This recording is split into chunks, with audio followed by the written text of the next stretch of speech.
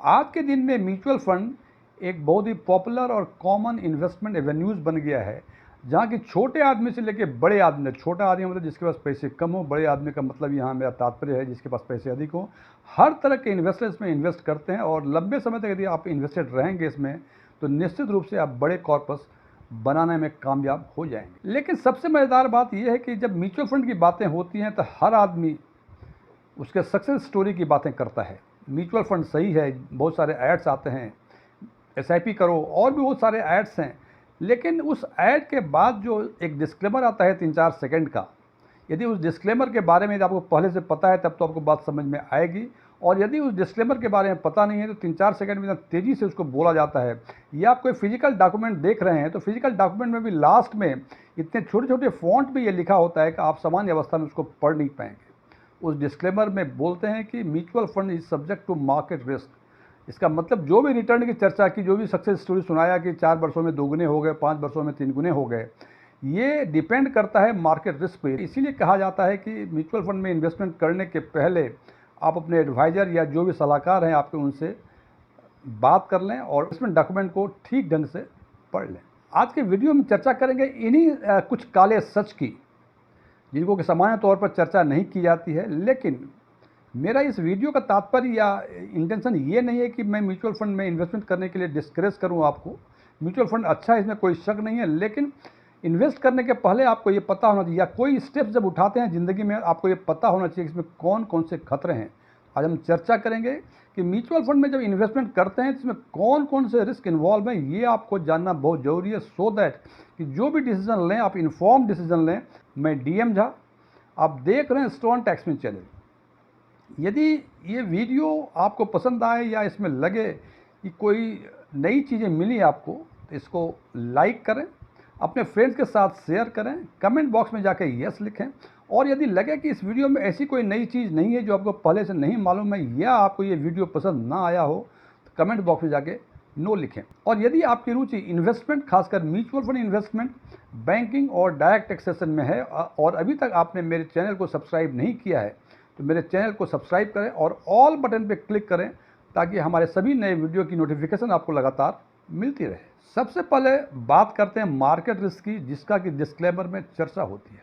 इस पर आगे चर्चा करने के पहले मैं कुछ ब्रीफ करना चाहता हूं कि जब म्यूचुअल फंड में जो आप इन्वेस्टमेंट करते हैं, चाहे वो डेट म्यूचुअल फंड हो या इक्विटी म्यूचुअल फंड हो, आपके पैसे इक्विटी स्टॉक्स में या बॉन्ड्स या डिवेंचर में इन्वेस्ट करते हैं आपके बिहाफ पे म्यूचुअल फंड। इसका मतलब कि वो जिस स्टॉक्स में या जिस बॉन्ड्स में आपके पैसे इन्वेस्ट हुए हैं, उसका जैसा परफॉर्मेंस होगा, आपके म्यूचुअल फंड का परफॉर्मेंस भी वैसा ही होगा। और म्यूचुअल फंड और उस स्टॉक का या उस बॉन्ड्स का परफॉर्मेंस डिपेंड करता है कि मार्केट कितना वोलाटाइल है, किस समय आपने इंटर किया, किस समय आप एग्जिट किए। और ये बात भी सच है कि चाहे वो डेट मार्केट हो या इक्विटी मार्केट हो, उसमें अप डाउन्स तो होते ही होते हैं, और अप डाउन्स के हिसाब से आपके म्यूचुअल फंड्स का परफॉर्मेंस आपको मिलता है। अब सवाल ये है कि मार्केट में जो अप डाउन्स होते हैं किन कारणों से होते हैं। तो जनाब, ये अप डाउन्स कई सारे कारणों से हो सकते हैं। हो सकता है पॉलिटिकल अनसर्टेनिटी हो, चाहे वो देश में हो, या जियो पॉलिटिक्स रिलेशंस कुछ टेंस हो गया हो, कुछ ग्लोबल वार हो, इन्फ्लेशन हो, ग्लोबल इकोनॉमिक ट्रेंड हो। जैसा कल आपने देखा, आज के अखबार में आया है कि मूडी ने भारत का जीडीपी ग्रोथ का एस्टिमेट जो है 6.9% कर दिया है। जनाब, 6.7 से 6.9 करना, और इससे ये कहा जा सकता है कि इंडिया की जीडीपी निश्चित रूप से अपवार्ड ट्रेंड में है। लेकिन जो भी हो, ये बताता है इकोनॉमिक ट्रेंड, और इससे भी मार्केट में वोलेटिलिटी आती है। यदि बताएंगे कि 6.9 से 6.5 कर दे तो हो सकता है मार्केट जो है 200, 400, 500 पॉइंट गिर जाए, और 6.9 कर दिया तो हो सकता है आज का मार्केट में उछाल हो। तो जैसे ही मार्केट में उछाल होता है, इसका मतलब जो जिस स्टॉक्स में आपने पैसे लगे हैं या जिस बॉन्ड्स में आपके पैसे लगे हैं वो महंगा होगा, इसका मतलब परफॉर्मेंस आपका बेहतर होगा। तो ये रिस्क है जनाब, ये तो बताया गया पॉजिटिव वे में। यदि कल मार्केट डीप हो गया तो निश्चित रूप से आपके म्यूचुअल फंड का परफॉर्मेंस भी खराब होगा, और यदि इसी समय आपको पैसे की नीड है, निश्चित रूप से आपको खराब परफॉर्मेंस म्यूचुअल फंड का मिलेगा। दूसरा रिस्क है interest rate risk. Friends, interest rate risk केवल डेट म्यूचुअल फंड को ही इंपैक्ट करता है, इक्विटी म्यूचुअल फंड पे इसका कोई असर नहीं होता है।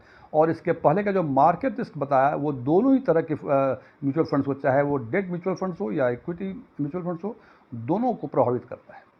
तो इंटरेस्ट रेट रिस्क का सिंपल मतलब, चूंकि ये केवल डेट म्यूचुअल फंड को ही इंपैक्ट करता है, तो डेट म्यूचुअल फंड में यदि आपने पैसे लगाए हैं तो इसका मतलब आपका पैसा आपके बिहाफ पे म्यूचुअल फंड ने डिवेंचर बॉन्ड्स में लगाया है, जहाँ की फिक्स्ड रेट ऑफ रिटर्न दिया हुआ है।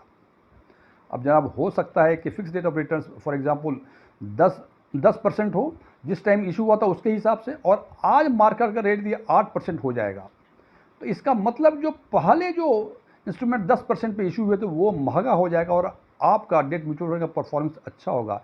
सामान्य शब्दों में हम कह सकते हैं कि यदि मार्केट रेट नीचे होता है तो बॉन्ड का प्राइस ऊपर होता है, और यदि मार्केट प्राइस ऊंचा होता है तो बॉन्ड का प्राइस नीचे गिरता है। बॉन्ड का प्राइस ऊपर होना मतलब आपके परफॉर्मेंस को बेहतर होना, अब बॉन्ड का प्राइस नीचे होना इसका मतलब जो डेट म्यूचुअल फंड है उसका परफॉर्मेंस खराब होना। हालांकि जैसे ये डिपेंड करता है इंटरेस्ट पर, तो इंटरेस्ट जनाब डेली तो चेंज होता नहीं है, ये 2-4-6 महीने में साल भर में होते हैं। सो कहा जाता है कि जो लॉन्ग ड्यूरेशन के डेट म्यूचुअल फंड हैं उस पर इंटरेस्ट रेट रिस्क का काफ़ी प्रभाव होता है। ये प्रभाव लिक्विड फंड या मनी मार्केट म्यूचुअल फंड्स में ये प्रभाव काफ़ी कम होता है। तीसरा रिस्क है क्रेडिट रिस्क। फ्रेंड्स, ये भी केवल डेट म्यूचुअल फंड को ही प्रभावित करता है। जैसे किसी बॉन्ड्स में या किसी डिवेंचर में आपके पैसे यदि लगे हैं तो निश्चित रूप से किसी कंपनी ने उस इंस्ट्रूमेंट को इशू किया होगा, और यदि वो कंपनी अपने टर्म्स या अपने एग्रीमेंट के अनुसार प्रिंसिपल या इंटरेस्ट या दोनों यदि पेमेंट करने में नाकामयाब रहे तो इस तरह के रिस्क को क्रेडिट रिस्क कहते हैं। इसीलिए कहा जाता है कि जब भी डेट म्यूचुअल फंड में आप इन्वेस्ट करें तो देख लें कि वो म्यूचुअल फंड किस टाइप के इंस्ट्रूमेंट्स में वो इन्वेस्ट कर रहा है, यानी जिस इंस्ट्रूमेंट में वो आपका पैसा इन्वेस्ट हो रहा है उसकी क्रेडिट रेटिंग क्या है। चौथा रिस्क है लिक्विडिटी रिस्क। इसको सीधे साफ शब्दों में यदि कहा जाए कि जब आप म्यूचुअल फंड में रिडीम करना चाहते हैं, म्यूचुअल फंड के पास कैश नहीं हो और म्यूचुअल फंड ने आपके सारे पैसे, यानी जितने भी इन्वेस्टर्स उस म्यूचुअल फंड में इन्वेस्टेड हैं उनके सारे पैसे यदि बाजार में लगा दिया हो, तो जब आप रिडीम करेंगे चूँकि उनके पास कैश नहीं है तो रिपेमेंट करने में उनको दिक्कत होती है। यानी रिडम्पशन के टाइम में यदि आपको पैसे विलम्ब से मिले तो इसको कहते हैं लिक्विडिटी रिस्क। अब देखना यह है कि यदि इसमें दो सिचुएशंस हो सकते हैं, या तो वो पर्टिकुलर म्यूचुअल फंड जिसमें आपका इन्वेस्टमेंट है काफ़ी अधिक मात्रा में कैश रखे हुए हैं, सो दैट जब भी आप रिडीम करें तो पैसे रिडीम करने में, आपको रिपे करने में उनको कोई दिक्कत ना हो।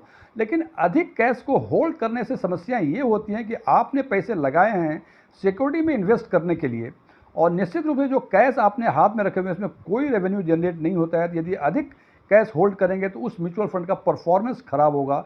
तो एएमसी चाहती है कि अधिक से अधिक पैसे मार्केट में लगा दें, लेकिन ये भी उनको देखना पड़ता है कि रिडम्पशन कब के प्रेशर टाइम में वो रिडीम कर सकें। अब यदि कैश होल्डिंग आपकी कम है, सारे पैसे आपके बाजार में लगे हुए हैं और आपने रिडम्पशन कर लिया, तो निश्चित रूप से आपको पैसे देने के लिए जो जिस एसेट्स में उन्होंने इन्वेस्ट किए हुए हैं उस एसेट्स को औने पौने दाम में जो भी मार्केट कंडीशंस उस टाइम होगा उसके हिसाब से ही वो बेचेंगे। फंड मैनेजर अपने हिसाब से उसको सेल नहीं कर पाएंगे, तो हो सकता है कि औने पौने दाम में वो बिके, और यदि ऐसा होता है तो निश्चित रूप से उस म्यूचुअल फंड की एनएवी कम हो जाएगी और परफॉर्मेंस जो है उसका कम हो जाएगा। ये रिस्क इक्विटी म्यूचुअल फंड हो या डेट म्यूचुअल फंड हो, दोनों को प्रभावित करती है। पांचवा है इन्फ्लेशन रिस्क। इन्फ्लेशन रिस्क को एक एग्जाम्पल के तौर पर हम समझ सकते हैं कि यदि कोई भी mutual fund, equity mutual fund हो या डेट म्यूचुअल फंड हो, यदि 12% का CAGR ये दे रहा है तो निश्चित रूप से इस हिसाब से हम मान सकते हैं कि रूल 72 अप्लाई करने के हिसाब से 6 वर्ष में आपके पैसे दुगने हो जाएंगे। तो ये हमको सुनकर बहुत अच्छा लगता है कि 6 साल पहले में 10,000 रुपये लगाए और 6 साल के बाद हमें 20,000 रुपये लगे और हम बहुत प्रसन्न हो जाते हैं। लेकिन देखना ये पड़ेगा कि 6 साल पहले जो 10,000 रुपये की परचेजिंग कैपेसिटी थी, उतने ही सामान परचेज करने के लिए आज के दिन में 6 साल के बाद कितने पैसे खर्च करने पड़ते हैं। ये डिपेंड करता है इन्फ्लेशन पे। यदि इन्वेस्टमेंट का रिटर्न इन्फ्लेशन से अधिक हो तो निश्चित रूप से आपके पैसे एप्रिशिएट करते हैं, आपको पैसे अधिक मिलते हैं, और इस प्रकार से हम कह सकते हैं कि रिटर्न ऑन इन्वेस्टमेंट यदि इन्फ्लेशन से अधिक हो तो बेहतर चीज़ है।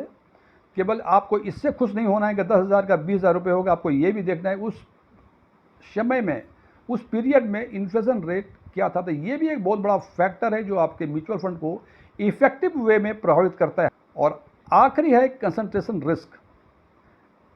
फ्रेंड्स, म्यूचुअल फंड में इन्वेस्ट करने का एक फ़ायदा ये भी लोग बताते हैं कि इसमें डाइवर्सिफिकेशन होता है, या कहते हैं कि जब भी आप किसी भी चीज़ में इन्वेस्ट करें इसको डाइवर्सिफाई करें, यानी डिफरेंट टाइप्स ऑफ एसेट्स में आप इन्वेस्ट करें, डिफरेंट टाइप ऑफ सेगमेंट में करें, डिफरेंट सेक्टर्स में करें, सो दैट यदि एक सेक्टर अच्छा करता है तो शायद दूसरा सेक्टर बुरा करेगा, या एक सेक्टर बुरा करता है दूसरा सेक्टर अच्छा करेगा। इस हिसाब से आपको एवरेज रिटर्न तो मिल ही जाते हैं।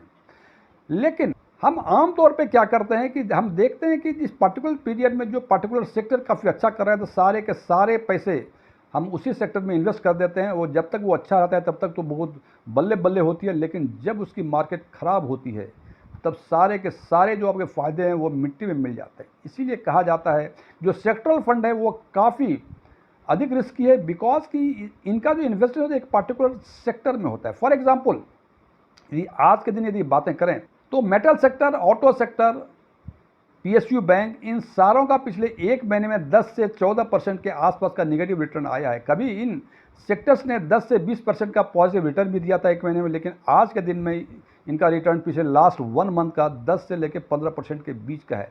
तो ध्यान रखें कि म्यूचुअल फंड में जो इन्वेस्टमेंट आप करते हैं डाइवर्सिफाई जरूर करें, diversify across the sector, across the theme या अक्रॉस द सेगमेंट। इसका मतलब यदि आपको 1 लाख रुपए लगाने हैं या कुछ आपको 2-3 एसआईपी करनी है तो आप ध्यान रखें कि लार्ज कैप में भी करें, मिड कैप में भी करें और स्मॉल कैप में भी करें। और यदि सेक्टरल फंड में करते हैं तो केवल एक सेक्टर पर सारे पैसे इन्वेस्ट न कर दें, डिफरेंट सेक्टर्स में इन्वेस्ट करें, सो दैट एक सेक्टर अच्छा करेगा तो दूसरा खराब कर सकता है, या दूसरा खराब करेगा तो दूसरा अच्छा कर सकता है। फ्रेंड्स, ये 5-6 रिस्क थे। ये मैं फिर रिपीट कर रहा हूँ कि इस वीडियो बनाने का पर्पस हमारा था कि आपको इन्फॉर्म डिसीजन लेने के लिए, यानी आप जिस राह पे चल रहे हैं उस राह में क्या कांटे हैं। हो सकता है कि आपके पैर के नीचे कांटे ना आए, या हो सकता है आपके पैर के नीचे कांटे आ भी जाएं, लेकिन आपको ये पता होना चाहिए कि जिस राह पे चल रहे हैं उसमें इतने कांटे हैं और हो सकता है कि हमारा पाँव उस कांटे पर पड़ जाए।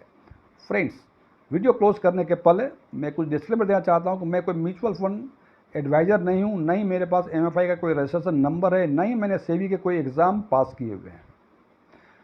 ओपन डोमेन में जो भी इंफॉर्मेशन अवेलेबल होते हैं उसके आधार पे मैं आम लोगों के लिए आम वीडियो बनाया करता हूं। Thank you.